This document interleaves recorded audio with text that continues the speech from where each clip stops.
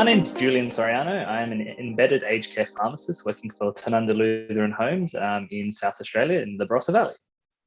My role at Tanunda Lutheran Homes as a pharmacist is multifactorial. It spans a really wide area of scope, but typically I'm responsible for medication management and medication safety at the home, as well as direct patient, or we call them residents, resident contact and clinical review, and working as part of the multidisciplinary team with the nurses and the GPs to deliver the best clinical care we can for our residents.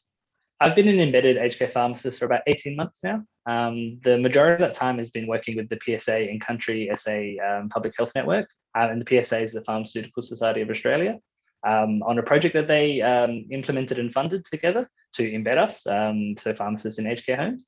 When that project finished, and that was only a couple of months ago, the aged care home I was at, Tanunda Lutheran Home, have decided to keep me employed.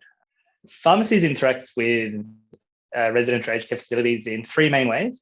So the first main way is dispensing medications for residents at the nursing home, and this is really a core function and one of the most important services that we will provide as pharmacists. The other two ways are the QM and RMR programs. So QM stands for Quality Use of Medicine, and that is typically a service that will provide things like education sessions, medication advisory committee meetings, and medication auditing.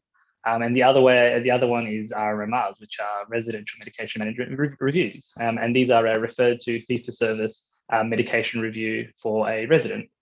These are typically provided either by the community pharmacy that also provides the medications to the pharmacy, or an external group or provider who specializes in these areas. These pharmacists aren't typically located at the pharmacy and will typically look after multiple facilities. Imprest medications are medications that are kept on site. So in this case here, it's the residential aged care facility. And these will be medications that are typically time sensitive. So ones that we will typically keep are things like antibiotics, but as well as a whole host of palliative care medications. So these are things like opioid analgesics for pain, and different formulations of benzodiazepines for restlessness and anxiety. A lot of the time, imprest medication supply will improve access to residents to their medication, because the medications are located on site and able to be accessed quickly. Times when this can be an issue is when imprest aren't managed properly, or the stock in an imprest isn't adequate to cover the needs of the residents.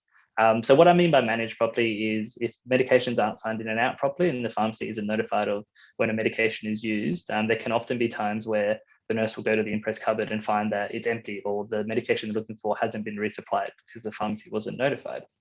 And as you can imagine, this could lead to a delay in a resident receiving medications.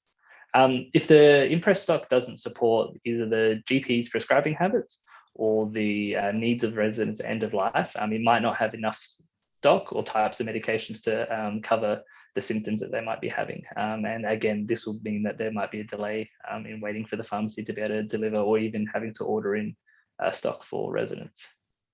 When I first started here, I was made aware of an issue that happened previously to my arrival. And this issue was a resident was prescribed some medications for the end of life care. These medications were prescribed after hours, as this resident had a severe pain crisis. I think it was a Friday afternoon.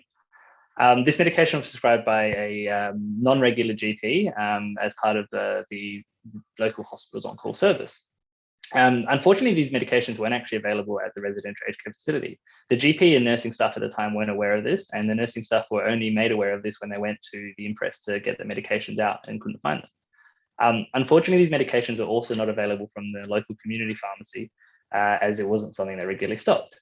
What this meant for the resident was that it took about 6 hours for them to receive adequate analgesia. And this process involved the nurses then having to recall the GP being unavailable. And by the time the GP was then available, the resident was in such pain that they needed to be transferred to hospital. It wasn't soon after they were transferred to hospital that the resident actually ended up passing away. And it was reported that it was quite significant pain at this time as well. So when I was made aware of this, and this was during one of my first weeks at the home, I thought we really need to look at this and make sure that this doesn't happen again, because that's a really poor outcome for that resident. So having a look and investigating backwards, there was quite a few issues that we discovered. One of the issues was that the GPs and nursing staff weren't actually aware what medications were available in imprest. The imprest itself probably wasn't designed to really support end-of-life medications, and there was no quick way for anyone to be able to check it. So what we did is we established some groups, and we worked with the GPs and the nursing staff to enhance the imprest. And what we did was, working with the GPs, we created a list of medications that would, support end-of-life care at the aged care home, but also one that the GPs were comfortable to use and supported their prescribing habits as well. We then provided some training for the nursing staff and the GPs about how medications are supplied to the residential care facility and how to use the imprest to make sure that medications are available when needed.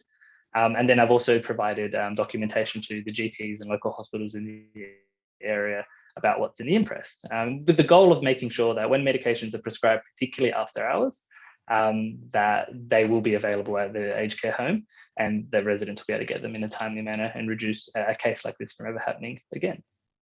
The main issues with the way pharmacy currently interacts with residential aged care facilities is that I don't think pharmacists are completely being utilised and all of their skills aren't being utilised. The model can be quite rigid, and it can really reduce the amount of time that pharmacists are able to spend at residential aged care facilities. And this time can be spent doing lots of different things. It can be looking at predicting and anticipating medication issues and medication misadventure, as well as building rapport with GPs, with the nursing staff, as well as the residents who live at the home. And this rapport is really important because it helps to establish a level of trust, as well as open communication pathways, which, like we've mentioned a bit earlier, are really important to making sure that things like medications and logistics are achieved in a timely way and that the residents get the best outcomes. So the QUM model, so that's the quality use of medicines funding, only funds really 2 activities per quarter. And these activities are typically taken up with things like maybe helping the facility provide statistics around its medication use, as well as maybe education sessions. The model that we currently have here at Tanunda, where I'm embedded and on the site regularly, really enhances that model. It means that we can deliver more quality use of medicine type activities, and also be able to tailor a quality use of medicine type activities based on the need of the nursing home. Being here, I'm able to identify some of those needs, and examples of things like education. Education can be targeted to individuals, and I have time to be able to counsel individuals, but as well as I can develop things quickly that are relevant to the nursing home. A great example is we've recently done a whole series on COVID vaccination, because that's a really important issue with the RSEF. In the past, we've done education sessions around how to use imprests and improving the use of imprests as well. RMMRs are another example. So that's the residential medication management reviews. They can be really rigid because they require a referral from a GP as well as getting consent from a resident's family. And this can take quite a long time, and can take weeks, days to achieve. For a resident perhaps undergoing palliative care or moving into their terminal phase of life, time is really critical, and something like an RMI might not be flexible enough to be able to come review and support the GPs and the nursing staff around a resident entering the terminal phase of life. So yes, so having the pharmacist more regularly on site enhances all of these activities and allows us to really provide better care for the residents. It's much easier to be able to identify residents who might qualify or benefit from an medication review at the nursing home, as well as then organise the relevant paperwork. This paperwork is things like consent forms and GP referrals. Writing the review is also a lot easier because I've built such a good rapport with the nursing staff and GPs that finding information and finding out how their systems work and how to gather that information is a lot more efficient and a lot more robust.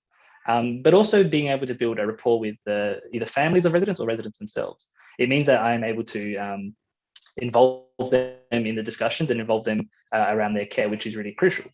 Something that I found really useful after medication reviews is after I've sent the report to the GP, we're able to collaborate in person and talk about the report and talk about any suggestions and medication management plans. And then I'm able to support the medication management plan being at the home.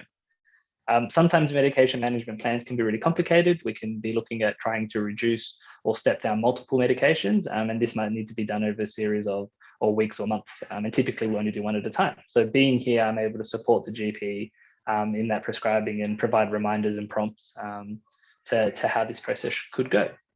Something we've also been doing has been family conferencing. So after a review, we've been involving nursing staff, GP, and residents and their families in a collaborative review. And this has been really useful because we can really make sure that our recommendations and any action we take is really resident focused and resident centered, and they have a really big say in what happens. Anecdotally, the GPs have been really impressed by this process. They've had really good outcomes, and they've really enjoyed being part of it. Being an embedded pharmacist was really crucial to this process. If I was working in one of the traditional pharmacy roles, it would have been really difficult to organize the level of collaboration we achieved with this project. And this was things like making sure that we met up with the GPs, we met up with the nursing staff, and then providing education to all of the different staff involved, as well as producing materials to go to the various hospitals and GP surgeries. So it just demonstrates one of the small advantages of having the pharmacist on site regularly, that I was able to start and end this process in a really collaborative manner.